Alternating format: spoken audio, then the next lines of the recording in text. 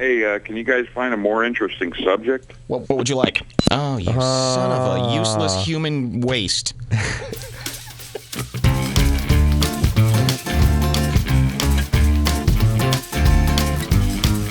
Coming to you direct from the Dallas Satellite Studios in Dallas, Texas. I am half of the Too Good for Radio podcast with Mike and Molson. I'm the Molson part. Yeah, and I am the Mike part here at the local studio. Actually, you know what? I'm on remote location too. Yeah. I'm not actually in the studio where we usually record. I am at home in the comfort of my own home. So you're in the Springfield suburbs. Yes, I'm in the burbs, as it were. I'm not quite the national international traveler that the Molson part of the Too Good for Radio podcast is. You know, I would challenge you. I don't even think Joe Rogan has a satellite office someplace. No, he just sits in one place, and we go all over the place. We do. You've had multiple. I mean, you've been at an international terminal at O'Hare. You've been down in Texas. You've been everywhere, man. So take that, other podcasters. Try to keep up with us in our satellite stations. We're trying to keep up on things, and because you come directly to us whenever there is Weiner news. By the way, this Weiner brought to you by Nugenics. She'll like it too. Hopefully, if you take Nugenics. And we do have quite a bit of ding-dong news to start off. Yeah, you know what? We're going to call it, ladies and gentlemen, a new segment on the program, also known as the Sex and Poo podcast, the Weiner Roundup. Yeah! Let's get to it. Let's get to the Weiner Roundup. We start with a Weiner follow-up. If you'll recall, back in May, we were one of the first ones to break the story that the Wienermobile was no more. Yeah. That the Wienermobile was going away, and they were renaming it the Frankmobile. We were the first ones to bring it to you, and I think we were the first ones to express absolute outrage at the entire Oscar Mayer Corporation. We were. And the people tune into this podcast, the three of them that do, they went to change.org, I do believe, started a petition, and now we get the news earlier today. Once again, we're going to break Weiner breaking news here on the Too Good for Radio podcast. The Wienermobile's back. They said, you know what? That Frankmobile stuff, dumb name to begin with. Wienermobile's back in full effect. That's it. Yeah, it was so telling in that just piss poor press release that they sent out that, you know, I can't remember what their justification was for changing it from Weiner to Frank. But it was it was an homage to their 100% beef Franks that had a new recipe to it.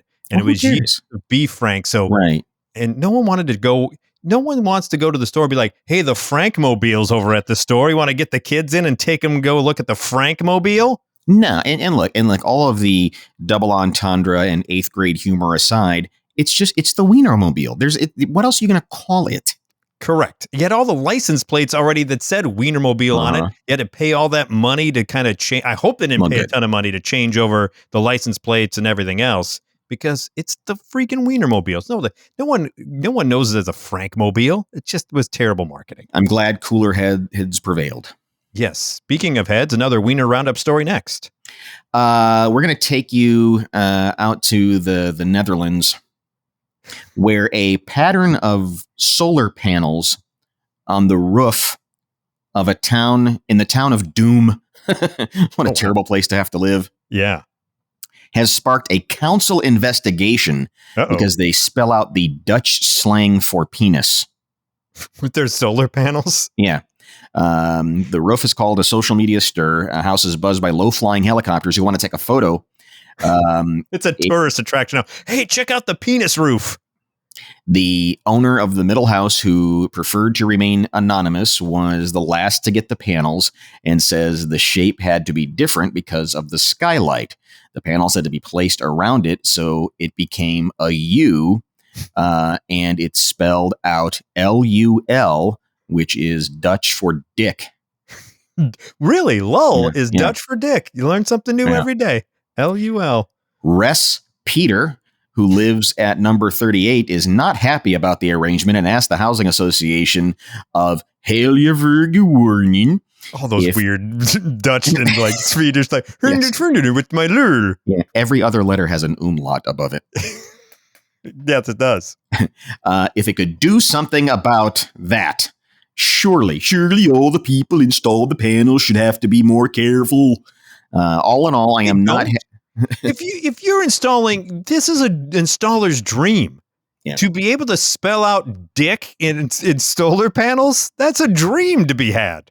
All in all, I am not happy, and I don't see the humor. But Patrick, over at number 42, is pleased with the impact on his electricity bill. And the occupant of the home that spells out "you" says he would rather the neighborhood be known for the solar panels than criminality. Criminality? How do you make that leap? Like, I'd rather be known for this than... Was there rampant crime there in the Peters neighborhood? Local council Utrecht Hurlerberg, meanwhile, has started an investigation. Investigation. We have to decide if this is the acceptable or not. Town official Rob Jorg told Jorg. Paper, Screw off, Jorg. You don't need a permit for solar panels, but that does not mean you can just do what you like and just say "dick" on your roof. I think if they don't have any regulations, you can just say "dick it" and just do whatever you want. Okay, so now we know how to offend somebody in lul in Dutch land. Don't be going around showing your lul when you're down there. They don't take kindly to that. We've also got an absolute wipeout of wieners. Wiener wipeout.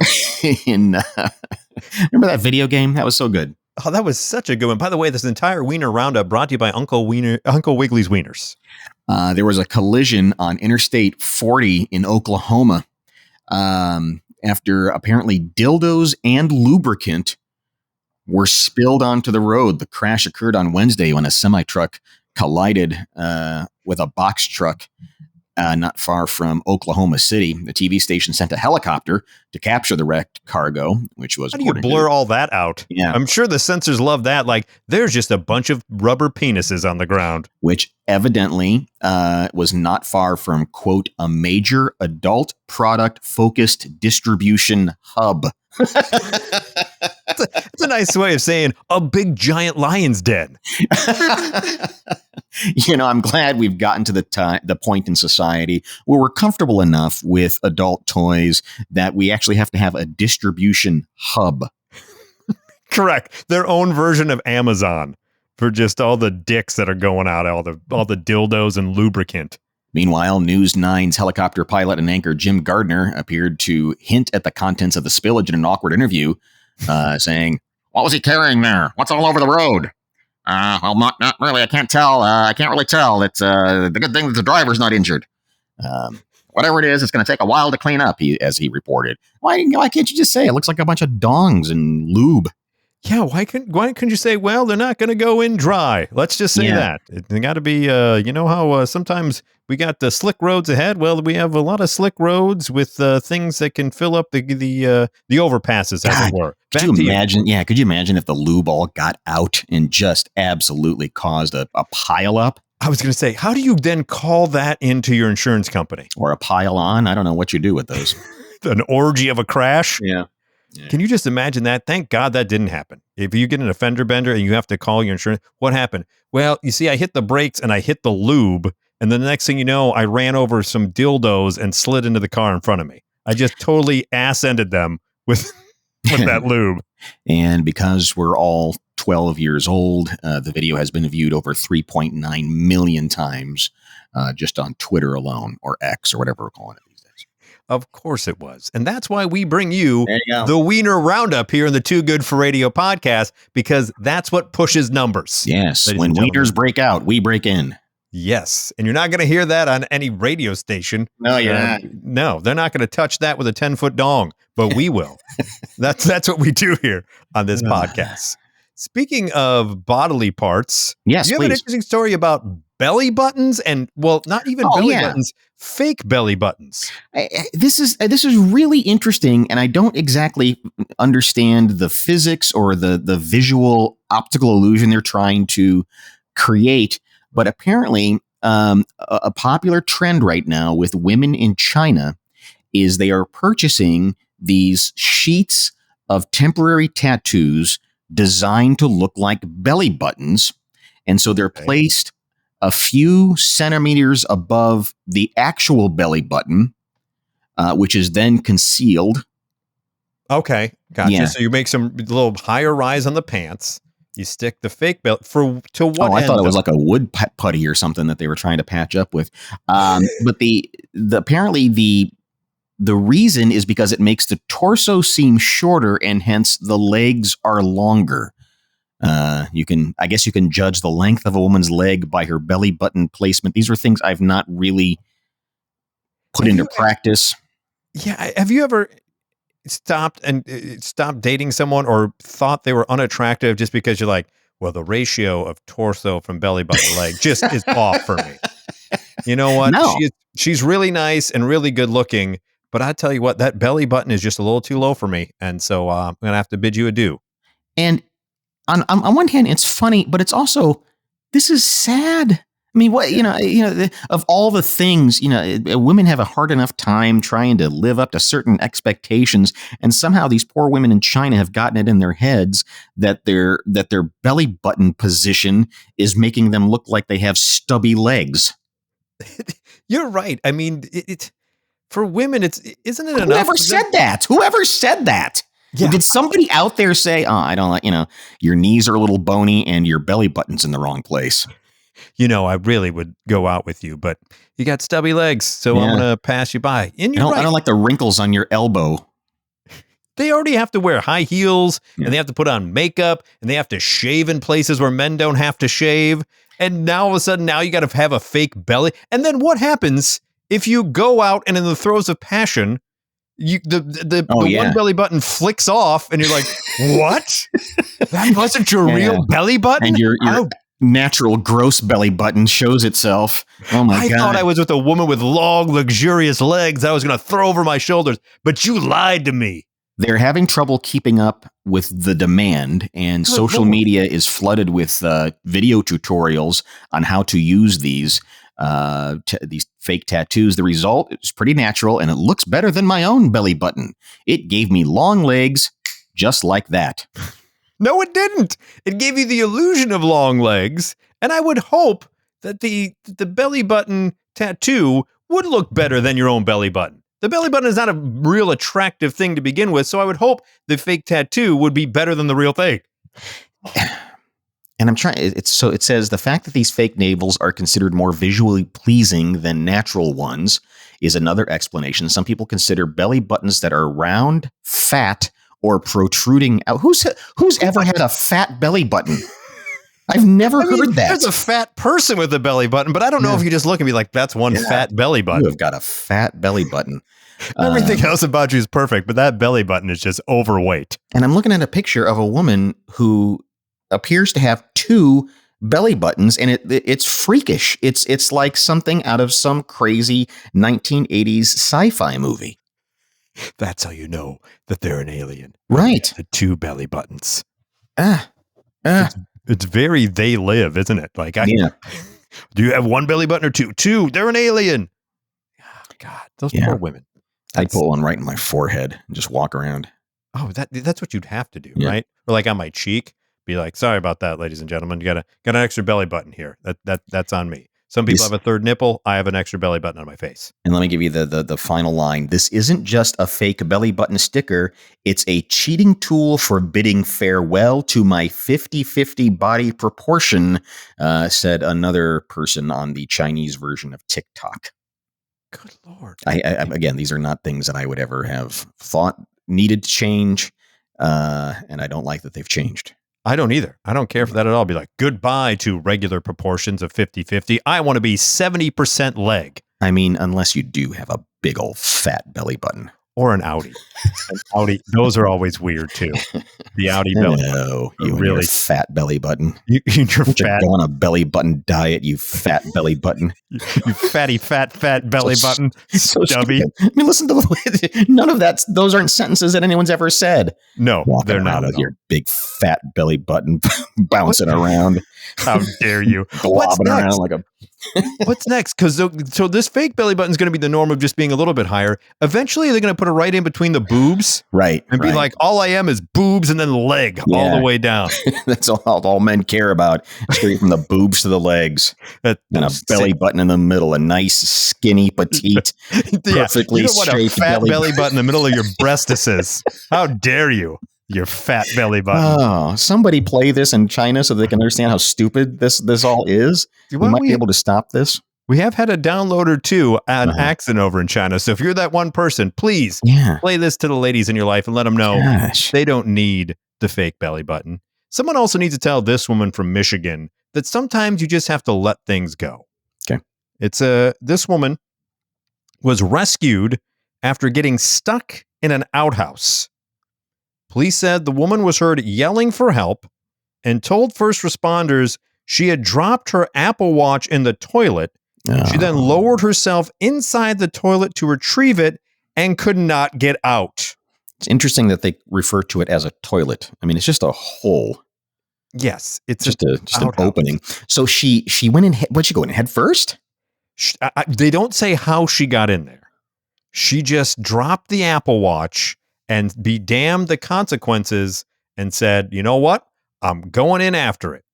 Is there anything that you own that you would be willing to jump into a pile of whatever the hell is in an outhouse? Not even jump in, just reach into. Just get within a couple of feet of it. Dipping your hand in there. And then here's the other rule of, all right, if you're going to do that and you get stuck, that's just where you die. You can't scream for help. That's embarrassing. It's not only embarrassing, but there's safety issues there. I'm not going. You know what you're covered in? I'm not helping you out of there. I think you're right. If you go in, you're not coming back. That's where you live now. People can bring you food, they can bring you sustenance, but you can't go anywhere because there's not enough soap in the world to clean you off. If you can get in and get out and nobody ever knows, good on you. But if you get stuck, you cannot yell for help. No, that's just where you are. You just have to wait till the next person comes in and looks down and sees, and you hope they look down before things happen, and just hope for the best that they recognize you or notice as a person down in the outhouse. Hey, what time is it? It's time for you to give up on the Apple. And by the way, even if you were to retrieve it, would you ever wear that? Yeah. What have you retrieved?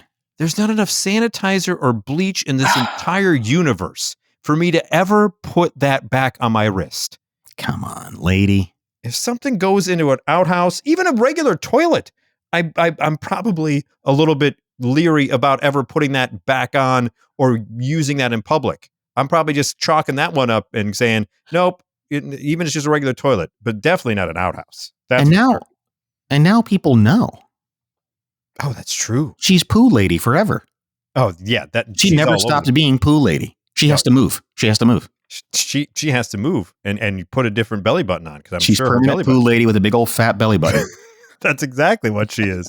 They say, by the way they rescued her was the toilet was removed, so they pulled the entire outhouse out and they burned it down around her. And a strap was used to hoist the woman out to say she was dripping poop and gross as they pull her out of the outhouse. Oh, now they got to throw the winch away. They got everything. Everything has to go. Authorities remind people that venturing inside an outhouse toilet is usually not a good idea and warned against it. Quote, if you lose an item in an outhouse toilet, do not attempt to venture inside the containment area. Serious injury may occur, and also you're covered in shit. What was she doing where she bobbled her watch? How does that happen? Yeah, that's the other thing. What is going on? Was she trying to take a call on the Apple Watch? Like, how does that fall off? She must be a violent wiper. Was it like loose? And she's just that's what it was. She's going to town wiping. She's like, I'm on this gross. And she hit the side and the watch fell off. And the next thing you know, she's in there with all the crap and everything else. Come on. Gross. Up next here in the Too Good for Radio podcast, I'm going to file this under mess around and find out, John. Okay. And this is a subject near and dear to our hearts about naming your children. Let me introduce you to Kirsten Drysdale, who is a journalist at the public broadcaster down in Australia. Okay. She gave birth to her third son in July, so she's decided to put to test what names are actually unable to be had in Australia. Australia is one of these places that puts restrictions on what you can call your own kid. Correct. There's a registry process and everything else. And if they reject it, there was rumors that the state or the country of Australia would then, if you don't change it, they'll give them an acceptable name for your kid. So she wanted to put this to the test. So she submitted his given name to New South Wales Births, Deaths, and Marriages as, quote, methamphetamine rules. Really? I repeat once again, the child's name would be methamphetamine rules, whatever, Drysdale. We thought, here's her process. She goes, we thought we would submit the most outrageous name we could think of, assuming it would be rejected. Oh. But it didn't turn out that way. Unfortunately, methamphetamine rules slipped through the cracks. I don't think it slipped through the cracks. Yeah. I think the people working there goes, oh, someone's trying to test us. Yeah. Well, guess what? Your kid's going to be stuck as methamphetamine rules Drysdale for the rest of their freaking lives. Yep. Yep. The New South Wales Birth, Deaths, and Marriages office said that they had strengthened the registry's process in response to this highly unusual event and be working with the family to change the name. However, the spokesperson said that doesn't mean the original name goes away. Right. A name registered at birth remains on the Birth, Deaths, and Marriages register forever, the spokesperson said, even if the name is formally changed. Sure. There's got to be a trace. Drysdale said she had been deciding methamphetamine rules goes and robs a bank in the next couple hours. Correct. They said they had decided between methamphetamine rules and Nang's rule, referring to the Australian slang for nitrous oxide canisters used to get a fleeting high. But she decided against Nang's rule in case the approver at the registry didn't know what Nangs were and it was approved. We chose methamphetamine thinking there's no way that anyone will see that word and think it's okay. Yeah. Said Drysdale, added her husband took some convincing to agree to the experiment, but we were wrong. She said she was under the impression that if a name was rejected by the registry, they'd choose one for you. The spokesperson for the Birth, Deaths, and Marriages said, we do not choose what name parents give a child. However, the state government's website detailing the rules state if a name for a baby cannot be registered and parents do not provide an alternative, the registrar may assign a name. So she thought they were just going to take out a red marker, scratch it out. Yep. And from now on, he was going to be Craig. Correct. She thought that they would be flagged, that for certain that someone would see methamphetamine rules as the name of a child and say, yeah, that can't be the name. But I think they knew what she was up to. Yeah. They realized the ridiculousness of it, and they proved a point of mess around and find out. You got methamphetamine rules on your hand for the rest of your life. Yeah. And the kid is going to hate his parents, as well he should. I mean, they're going to change the name, they said, but they would not reveal yet what the baby's new name will be. In the interim, though, my husband said, and this is supposed to be a joke, Johnny. You ready for hilarity to ensue? Okay. My husband said his nickname should be Speedy, but I'm sure he will develop his own nickname that's appropriate to his real name and his personality. Can they mandate a divorce in Australia? You people can't be together anymore. You're causing too much trouble. Yeah, I think I'm with you. These people seem insufferable. Yeah. The Drysdales. Oh, well, he's stuck with it. I guess he's Speedy. By the way, Drysdale added, he's a very chill child, a beautiful baby boy, so not anything like a meth user. Yes, that's because it's a baby. It's not a prank. It's not a way to it's not a whoopee cushion. You're not there to make practical jokes with it. God, these people shouldn't. It's their third kid. Oh, the other two should be taken away from them, and they should never be able to have another child again. Gosh, I hope the other two are old enough to realize what kind of a mess they're in. Oh, I hope and so. are making plans to escape. They're like, can we live with grandma? At least grandma be smart enough to know that methamphetamine rules, even as a joke to see if the system works or not, should not be put down on the actual register. Good grief. Insufferable idiots. And finally, wrapping up this edition of Too Good for Radio podcast, Johnny, have you heard of the Ham Bone Award? You mean like when you're slapping your hand on your leg? Ham bone. Is that what we're talking about? Isn't that cram bone?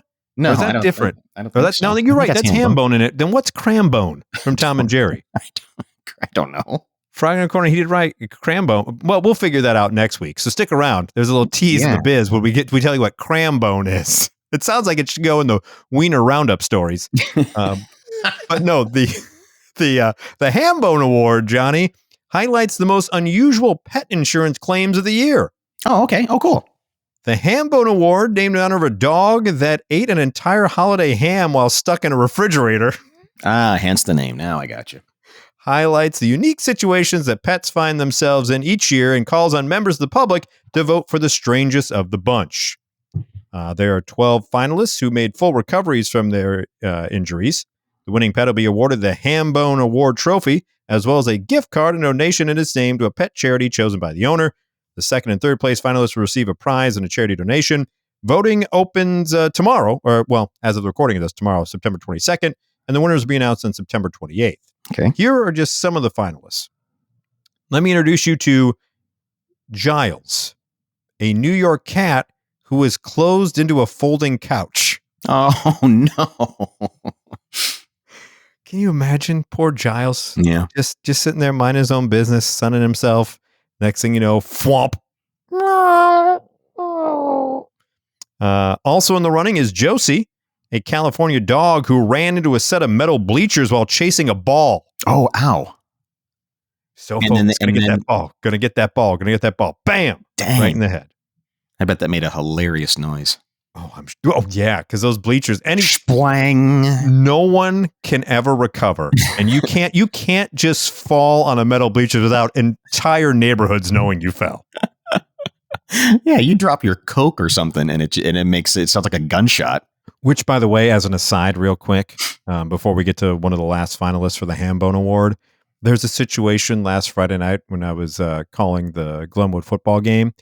After the game, one of the Glenwood players was going to try to be cool and like jump the small fence to get back onto the field, like where the track is. He messed up the timing on the approach and just hit the ground like a ton of bricks. Dude, how many girls saw him? A bunch. Oh, good. Like a bunch of cheerleaders were just staring right at him.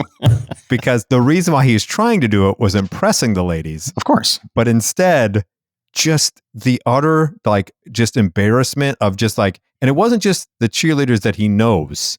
It was the opposing cheerleaders too. And so he got it from and there were some other players and just other teens around. Yeah. So I feel sorry for that poor guy because it's going to be rough. Well, what's funny is, and we've all done that. We've all done that crap to try to impress a girl. And in his mind, he thought, I'll do this. It'll look really sweet. But the truth is, even if he had stuck it perfectly, the girls wouldn't have given a damn. There's nothing. What would you have gained if you got it right? You're right. There's a lose-lose. Yeah. To your point, even if you stuck the landing of your hardcore, no girl's going to be like, ooh, have you ever seen a man jump a fence like that? I want him to take me to homecoming because he jumped. It's only shin high. Yeah. It's like, no, that was a lose-lose proposition from the get-go. Poor kid. Yeah. And finally, the one other finalist that I have listed here for the Ham Bone Award, just go ahead and search Ham Bone Award. Mm-hmm. Make sure it's an incognito search just in case. Yeah. Sonny, who is a Labrador, who managed to shimmy his crate. So Sonny's in a crate. He shimmies his crate 5 feet across a room so he could then eat 3 phone charger cords. All that work for that delicious phone cord. And the vet had to pull it out. God, I didn't think about that. How did it come out? Which way did it come out, do you suppose? Yeah. The way that, and you know who was there waiting for it? The lady in the outhouse. Right. She's like, I need to charge my Apple Watch. Yeah. Can I use that charger? I don't mind. I dove head first into poop just to get my watch. I don't mind dog crap on my cord. So good luck to Giles and Josie and Sonny. May one of you be the illustrious winner of the Ham Bone Award 2023. And thus concludes another episode of the Too Good for Radio podcast. And remember, your belly button is not too fat.